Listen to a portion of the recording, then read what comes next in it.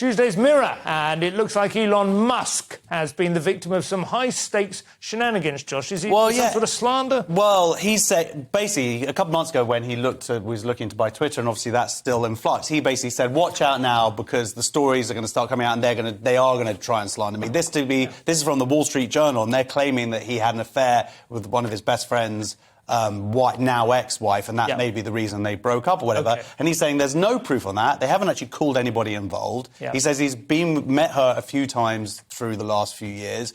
But I like the way that he sort of, his reasoning or his sort of proof of not having an affair is basically said, he just hasn't had sex in ages, which I think is a really good way of sort of dealing with this, and that just sort of going, look, I'm impotent, and I remember don't when have a willy. Norm Macdonald went on The View, I think it's called the Oprah Winfrey thing, the sort of a bit like Loose Women in America, and he was talking about the Me Too movement and stuff, and he had been defending some of his friends, I think possibly Roseanne, but somebody else as well, who'd been sort of getting caught up, and there was a bit of a witch hunt at that time, and one of them was like, said to him, you haven't had any accusations, and Norm Macdonald said, me, oh God, I barely even have consensual sex, which was just one of those brilliant lines that just kind of like hung there in the air as they tried to work out whether or not. Well, that's what he's done here, and fair enough. Well, it's interesting. I mean, Helen Shanahan, who's the Sergey Brin's ex-wife, if she did have sex with Elon Musk, he's worth, what, 290 billion?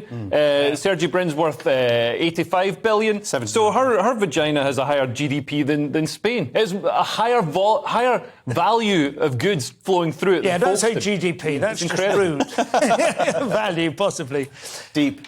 I think possibly that would create one of the great kind of mergers of the modern era, wouldn't it? Yeah. I don't know why these people don't just get together. Like Musk and Bezos and so on. They could create like such an extraordinarily powerful bloc, and yet, I don't know, maybe they are in the background. Do you think they are? Yeah, Liz's mate. Yeah, and having like weird sex parties where they just kind of go, wow, there's 500 billion in this bed right now. Wow.